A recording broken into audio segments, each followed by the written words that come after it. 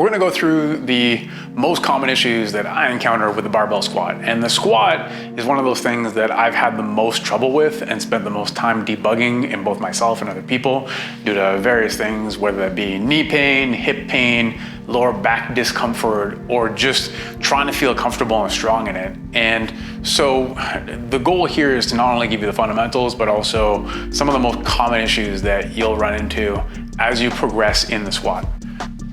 Before you start squatting, quick tip that'll save you a lot of problems. Make sure that these pins are set up at a height that allows you to simply get under the bar, stand up, and walk out with the bar, rather than a height that means that when you go to try to stand up and walk out, you get hooked on the pins and you have to do kind of a tippy toe out of the rack. If you keep watching, I'm gonna show you a trick on how wide to set your hands and how wide to set your feet for your anatomy. But for me, just talking about the basic setups of this squat, the first thing I'm gonna do is I'm gonna grab the bar tight and I'm gonna squeeze the bar. And then when I do that, I'm going to pull myself under the bar, keeping tension, which allows a shelf to be created on my mid-back. I wanna make sure to look forward when I'm doing this because that makes sure the shelf gets created. If I look down, sometimes it softens out that area and it means that the bar ends up sitting on a spot that's not very comfortable, usually a bony structure that sticks out. So make sure to look up. And then from there, once I found my shelf, feel like the bar can sit there, I'm going to stand tall out of the rack. I'm gonna step back. I'm gonna set my feet a bit outside shoulder width. I'm gonna stay tall and look forward. And then I'm gonna squat down between my feet.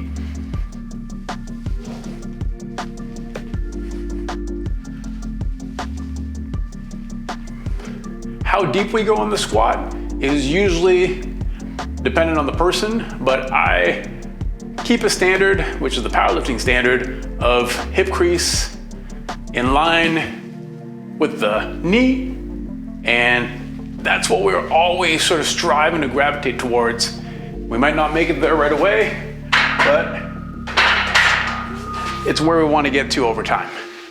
So a quick tip to find the most comfortable back position for the bar, because oftentimes the bar, if it sits on this bony structure at the base of the neck, it becomes really uncomfortable, and the bar shouldn't be sitting there anyway, it should be on your back. So in order to find the right spot to put that there, that's a lot to do with what we're doing with our hands and where to put our hands. So what we're gonna do is we're gonna stand tall, we're gonna reach long as we can. So you're gonna flex so hard and reach so hard that you actually have some tension in the tricep here. And then you're gonna turn your palms forward. Now when you do that, you're gonna feel some tension along the side. Those are your lats. They will help hold together this whole upper body position once you get under the bar. Once you have that tension, you're gonna bring your hands up as if you're about to grab the bar. Now, wherever you can do that, keep that tension along the side, which is really just you driving your elbow down from there. And where you feel comfortable doing that, that's essentially where you're gonna grab on the bar. So if I was to situate myself in front of the bar, that would give me a rough guide as to where my hands will be when I go to grab the bar. For me, that ends up being about a pinky over the ring. So that might be different for you. That's okay. That all depends on your wingspan and what is most comfortable for you, as well as what kind of range you have available at the shoulder. So keep that in mind when you're setting this up. With the squat, we want to be able to squat low enough that our hip ends up lining up with our knee or going a little bit below that. And we want to be in a position that allows us to stay on our whole foot. So that's the big toe, the little toe, the heel, they're all on the floor. So in order to find that position, we need to make sure that we have enough space that we could physically fit our hips between our heels. So if I set my feet very close together and I try to squat down, I'm gonna hit a wall and I'm gonna be forced to fall forward or fall back. It's not gonna be very comfortable. If I go too wide, then I'm gonna find that I either lose my knees, so my knees collapse, or I just don't feel very strong in the bottom. So my ideal position here, I like to think about, if I'm looking in the mirror, and a lot of these squat racks have a mirror, so you can use that for reference. If I have enough space between my heels to be able to fit my hips, and easy guide for this, put your hands on your hips, stick your fingers out, and if my pinky lines up with the inside of my heel, then I'm typically gonna be in a pretty good spot.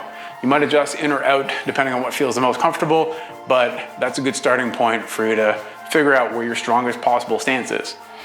From there, just making sure that we do have a little bit of toe out. How much toe out will very much depend on the person. As a guide, what you wanna make sure of is that if you find that you really can't stay very upright in the squat, you probably want to turn the toes out a little more. If you find that you have no problem staying upright but feel a little bit weak in the bottom, then you can turn the toes back in. What happens is we need enough sort of turnout in order for us to be able to access our hips and stay tall in the bottom of the squat. We only want enough that allows that to happen, because the more the toes are forward, the more tension can wind up at the hip and the easier the squat will be at the bottom. But on the flip side, if they're turned in, you're gonna have to fold it over, you're not in a good position, so the bar is gonna end up in front of you, and it's gonna push you forward out of position, and your squat's gonna look ugly. So, super important that we find that balance. If you find yourself compromised in the bottom of the squat, play around with the foot position. Once you found your stance and you feel good there, simply turning the feet in or out will be a good starting point for you to figure out what's gonna be your ideal stance. Many people I meet feel like they can't get down to the bottom of the squat, either deep or feel like they're getting folded forward, or it's just not comfortable or strong. And a lot of that can be either hip mobility or ankle mobility.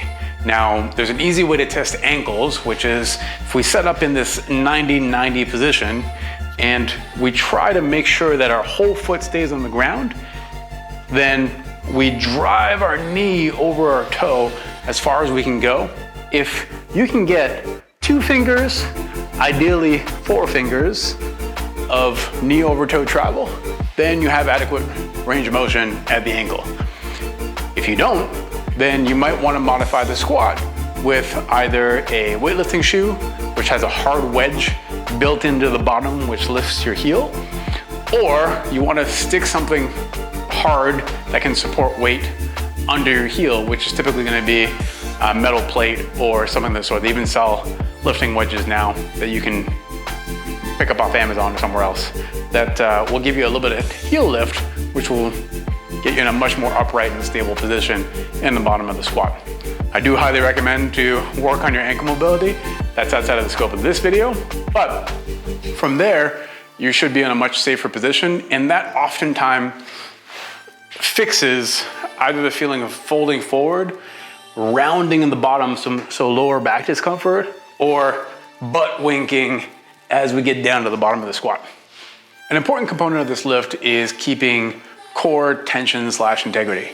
So oftentimes I'll see somebody set up with a bar on their back and stick their chest out, or end up with this super arched lower back position.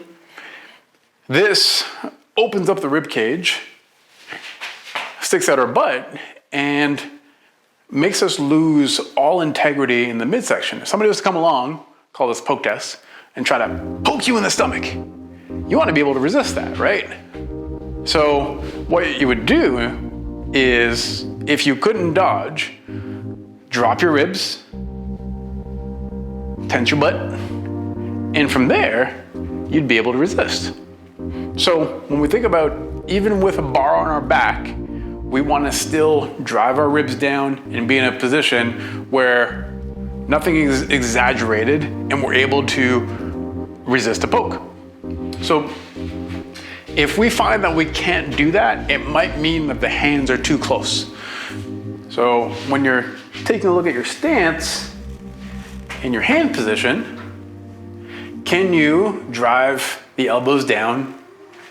Can you keep a fairly neutral rib position rather than arching? And can the head stay tall? If we can do those things, then you're gonna end up with a good squat position in the bottom If not, then I would play around with how wide you can get your hands. So maybe take them out about an inch and just test out. If you end up too wide, you're gonna lose stability across the mid to upper back. So there is a sweet spot in there. You don't wanna go too wide, but you also don't wanna be too narrow. Yes, there's nuances. That's the game. Hopefully you're on the road to a strong squat. I would love to hear what you took away from this video and if there's anything that you'd like me to cover in a future video. So throw it down in the comments. I'd also really appreciate if you got some value out of this, hit the like button, subscribe for future videos because I'm dropping these every single week, and keep lifting. Bring it.